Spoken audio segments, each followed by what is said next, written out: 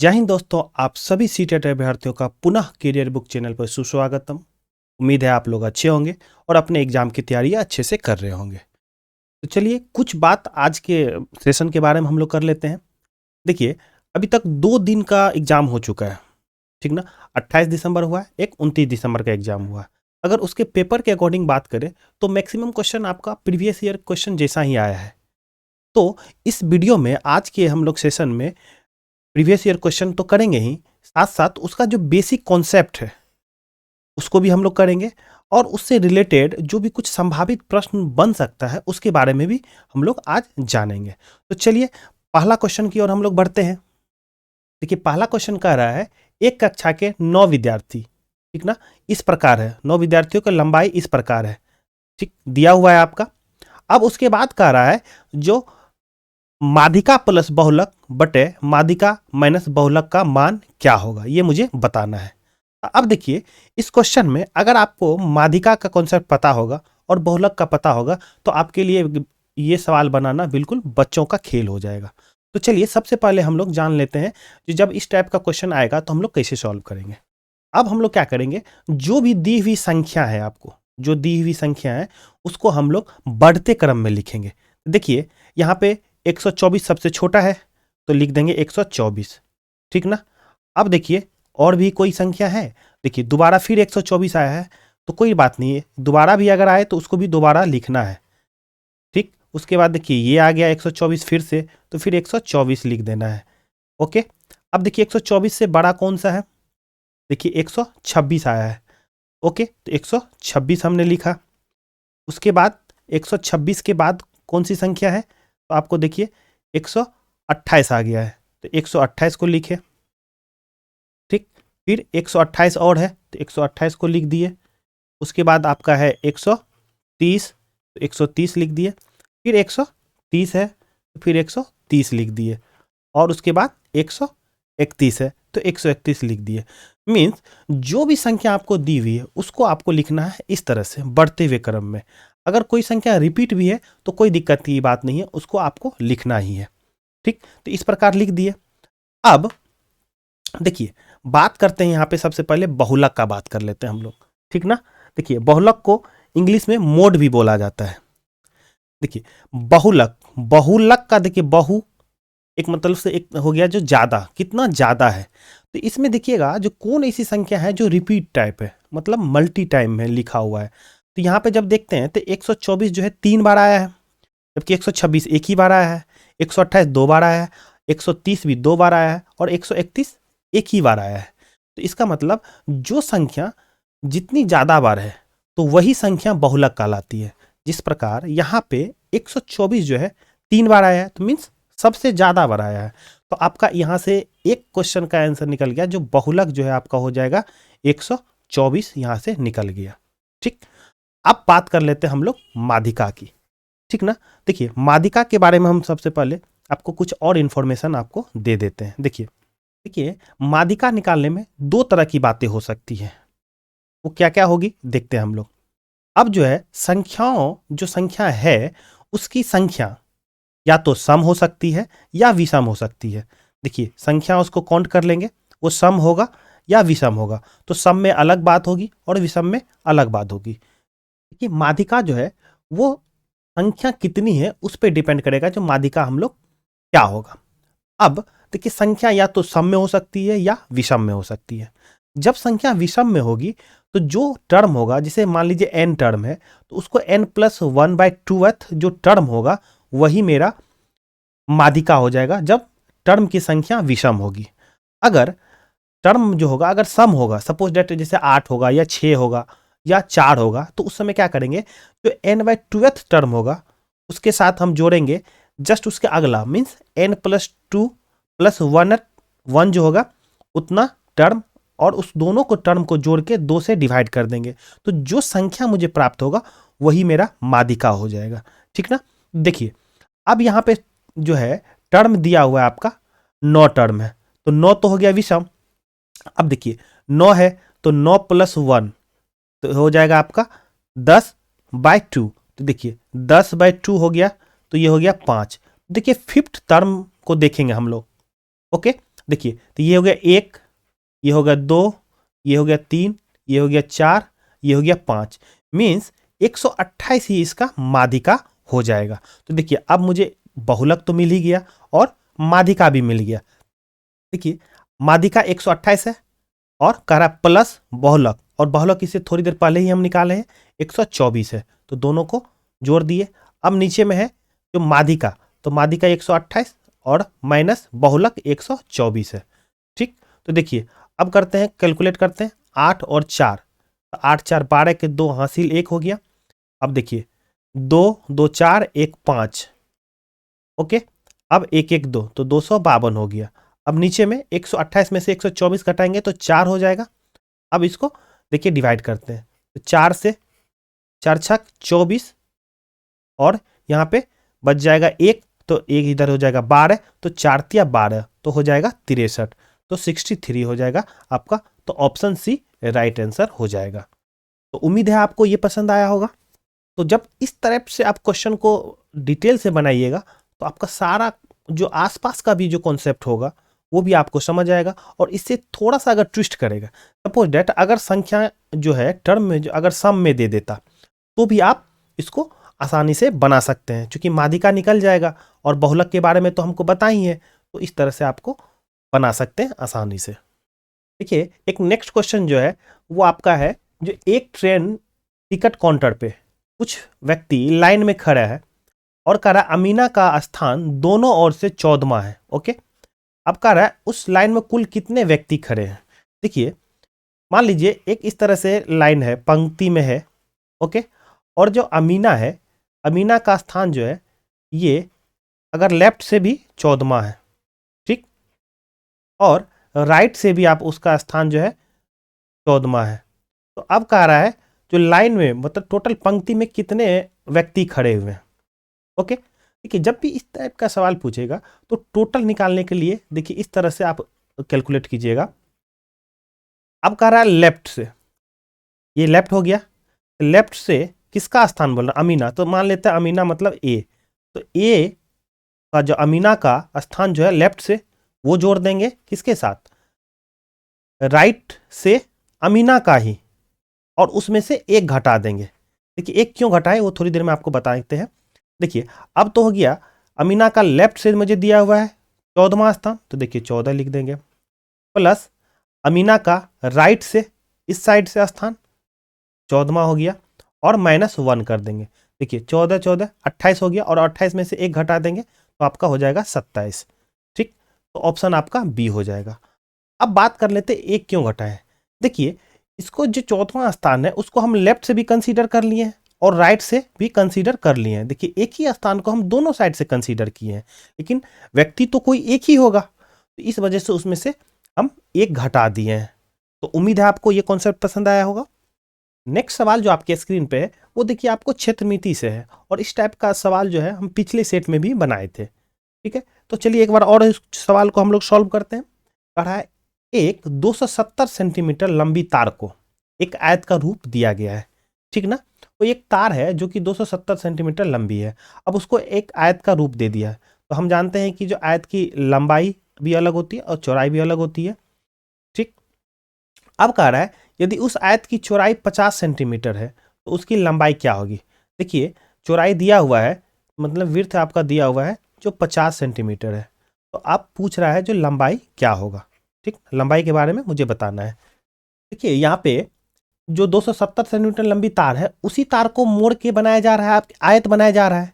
तो कहने का मतलब अगर मैथमेटिक्स टर्म में अगर ये कहा जाए कि जो आयत का जो परिमाप होगा वो 170 के बराबर होगा, होनी भी चाहिए, ठीक ना। तो ये आयत का परिमाप आपका हो गया 270। ठीक, अब देखिए आयत का परिमाप को हम मैथमेटिकल टर्म में लिख सकते हैं 2 इंटू एल प्लस बी, और ये हो जाएगा आपका 270 के बराबर। अब देखिए मेरा जो एल तो निकालना ही है, लेकिन दिया हुआ है बी, दिया हुआ मुझे, तो बी है मेरा 50 इक्वल टू हो जाएगा 270। ठीक, तो देखिए एल प्लस 50, अब देखिए यहाँ से 2 से यहाँ पे कैंसिल आउट कीजिए तो 2 का 1 हो जाएगा, और यहाँ पे 70 है तो आपका हो जाएगा 35। ठीक ना, तो इक्वल टू हो जाएगा आपका 135। अब उसमें से क्या कीजिएगा, एल है 135 में से आपका 50 घट जाएगा, 135 माइनस 50, तो ये हो जाएगा आपका 5 और 13 में से 5 गया तो 8, तो 85 सेंटीमीटर आपका लेंथ हो जाएगा। तो ऑप्शन सी हो जाएगा। देखिए इस टाइप का सवाल हम पिछला सेट में भी बनाए हैं, तो आपको इस टाइप से आप सिर्फ कॉन्सेप्ट वही रहेगा, सिर्फ थोड़ा सा क्या करेगा, क्वेश्चन मॉडिफाई कर देगा, तो उससे घबराना नहीं है। आप कॉन्सेप्ट को सही से समझिए और उसको प्रैक्टिस कर लीजिएगा, तो आपको कोई भी इससे थोड़ा बाएं दाएं भी सवाल अगर करेगा तो आपको बन जाएगा। देखिए नेक्स्ट सवाल तो आपको जाना पहचाना लग रहा होगा, ठीक, क्योंकि इस टाइप के सवाल हम लोग 2-3 बार एटलीस्ट तो प्रैक्टिस कर ही चुके हैं। चलिए फिर भी सवाल हम लोग पढ़ते हैं एक बार। कह रहा है एक ठोस आकृति है जिसकी सभी सतह एक समान है, वो आकृति नहीं हो सकती है। देखिए सवाल को समझिए, कह रहा है कि इसमें से जो भी आपको 4 ऑप्शन में से कौन ऐसी आकृति है जिसकी सभी सतह मतलब सभी फलक जो है समान नहीं है। ओके, ये आपको बताना है ऑप्शन में से। तो देखिए क्यूब है, घन है, घन के बारे में तो हम जानते हैं कि इसकी सभी सतह देखिए बराबर होती है, और ये आपका चतुष्फलक हो गया, इसकी भी सभी सतह बराबर होती है। ओके, और देखिए ये ट्रायंगुलर प्रिज्म है, ठीक ना, त्रिकोणीय प्रिज्म है। देखिए ये वाला जो रेड वाला पोर्शन है ये त्रिभुज का आकार का है, और ये जो है आपका ये चतुर्भुज के आकार का है। तो देखिए दोनों का फलक देखिए डिफरेंट डिफरेंट है, तो इस वजह से सिर्फ त्रिभुजाकार जो प्रिज्म है, ये जो वाला जो ट्रायंगुलर प्रिज्म है, त्रिकोणीय प्रिज्म है, ये आपका इसका जो सतह होगा वो अलग अलग होगा, तो इसलिए आपका ऑप्शन सी हो जाएगा, ठीक ना। तो चलिए एक ऑक्टाहेड्रॉन भी है जो अष्टफलक है, उसको भी हम देख लेते हैं। देखिए अष्टफलक का जो है आकृति इस प्रकार होता है, ऊपर में 4 होगा इस तरह से ट्रायंगुलर शेप का, 1 2 और पीछे भी 2 होगा, तो 4 हो गया। और इसी प्रकार जस्ट उसका मिरर इमेज नीचे होगा इस पोर्शन में, तो 4 4 8 हो गया। तो इसी प्रकार इसी को बोलते हैं हम लोग अष्टफलक बोलते हैं। तो इसका भी जो फलक होता है वो सेम होता है। ओके, तो इसका ऑप्शन हो जाएगा आपका सी हो जाएगा। जो त्रिकोणीय जो प्रिज्म होता है उसकी फलक आपस में बराबर नहीं होती है। बाकी आपको देखिए घन का भी इसकी भी फलक बराबर होती है, जो चतुष्फलक है इसका भी फलक आपस में बराबर होता है। देखिए इस टाइप का भी क्वेश्चन जो आपके स्क्रीन पे ये भी कभी कभी पूछ लेता है, कह रहा है जब किसी संख्या को शून्य से विभाजित किया जाता है तो परिणाम मिलता है, मतलब क्या मिलता है। जैसे कोई संख्या दी हुई है ना, अब उसको शून्य से डिवाइड करना है तो आपका परिणाम क्या मिलेगा, ये आपसे पूछना चाह रहा है। देखिए ये शून्य तो नहीं मिलेगा, ऋण संख्या भी नहीं मिलता है और एक भी नहीं मिलता है, तो देखिए इसको ज्ञात नहीं किया जा सकता, एक तरह से अनडिफाइंड होता है वो चीज़। तो ऑप्शन आपका डी, इसको थोड़ा सा आप याद कर लीजिएगा, जो वो अनडिफाइंड होता है। ओके, चलिए अब हम लोग नेक्स्ट सवाल की ओर बढ़ते हैं। कह रहा है अंक यहाँ पे ये 0 है, 1 4 और 7 को बिना दोहराए यदि एक साथ प्रयोग किया जाए तो उससे बनने वाली 4 अंकों की सबसे बड़ी संख्या और सबसे छोटी संख्या का अंतर ज्ञात कीजिए, ठीक ना। देखिए कुछ संख्याएं दी हुई है, संख्या इस प्रकार है, जैसे 0 है, 1 है, 4 है और 7 है। अब इन चारों अंक से कुछ संख्या बनाना है, एक बड़ी बनानी है सबसे बड़ी और एक सबसे छोटी संख्या बनानी है। अब उसका अंतर मुझे बताना है। चलते हैं सबसे पहले हम लोग बड़ी संख्या की ओर। ओके, देखिए जब बड़ी संख्या की बात करेंगे तो हम लोग लिखेंगे जो सबसे जो बड़ा अंक है उसको सबसे पहले लिखेंगे, ठीक ना। उसके बाद उससे छोटा 4, उसके बाद 1 और उसके बाद 0। ये जो हो जाएगा, ये जो चारों अंक है उससे बनी हुई सबसे बड़ी संख्या हो जाएगी, ठीक ना। अब हम लोग बात कर लेते हैं छोटी संख्या की, ठीक ना। देखिए छोटी संख्या को लिखने के लिए क्या हम लिख सकते हैं, 0 फिर क्या 1 4 और 7, ठीक। तो ये हो गया सबसे छोटी संख्या। ओके, लेकिन आप यहाँ पे जब भी 0 1 4 और 7 लिखिएगा तो यहाँ पे आप एक गलती कर बैठे हैं। क्या गलती किए हैं कि देखिए आपको कह रहा है कि जो 4 अंकों की बनी हुई पूछ रहा है माय डियर, ये 4 अंकों की पूछ रहा है, लेकिन 0 1 4 7 देखिए ये हो जाएगा 147 हो जाएगा, ये तो 3 ही अंक की है ना, तो इस तरह से आप नहीं लिख सकते हैं। ओके, तो देखिए अब क्या होगी, इसका राइट क्या हो जाएगा, सही क्या होगा, मीन्स आपको इस प्रकार लिखना पड़ेगा, जो 1 0 4 और 7 लिखना पड़ेगा। ये आपका सबसे छोटी हो जाएगी, 1047 जो होगी सबसे छोटी संख्या हो जाएगी। तो ध्यान रखिएगा, यहाँ पे हम एक्चुअली इसी वजह से लिखे थे क्योंकि बच्चे अक्सर इसमें गलती कर देते हैं, जल्दीबाजी में वो 0 को पहले लिख देते हैं, उसके बाद 1 फिर 4 और 7 लिख देते हैं, तो ऐसा गलती आप नहीं कीजिएगा।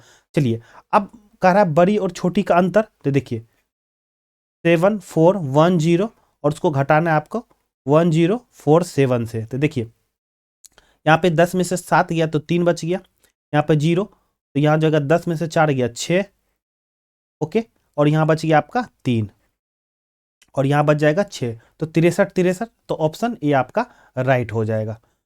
ओके, तो इस टाइप की छोटी छोटी गलती पे आप देखिए गौर कीजिएगा, ताकि वहाँ पे आपका टाइम तो जाएगा ही जाएगा, साथ में एक क्वेश्चन भी आपका गलत हो जाएगा। ओके, तो डबल घाटा है। नेक्स्ट क्वेश्चन को भी हम लोग पढ़ते हैं। कह रहा है 0.50 और 0.70 के बीच में कितनी दशमलव संख्या होगी, ठीक ना। दो दशमलव की संख्या दी हुई है, अब कह रहा है उसके बीच में कितनी दशमलव संख्या होगी। देखिए जब भी इसको लिखते कैसे, देखिए अब क्या लिख सकते हैं, 0.50 के अलावा लिख सकते हैं 0.501, दूसरी संख्या लिख सकते हैं 0.502। जब इस तरह से हम लिखेंगे तो देखिएगा हम मेरा इन्फिनाइट तक जाएगा, फिर भी हम 0.70 नहीं पहुंच पाएंगे। तो कहने का मतलब है कि 0.50 से लेके इसके बीच जो है संख्या जो है वो कहीं ना कहीं अनंत है, इन्फिनाइट है। इस वजह से इसका जो ऑप्शन हो जाएगा, राइट ऑप्शन हो जाएगा वो असंख्य, मतलब इन्फिनाइट हो जाएगा। देखिए नेक्स्ट सवाल भी आपका क्षेत्रमिति से है और उसी टाइप का सवाल हम थोड़ी देर पहले भी बनाए हैं। तो चलिए एक बार फिर सवाल पढ़ लेते हैं।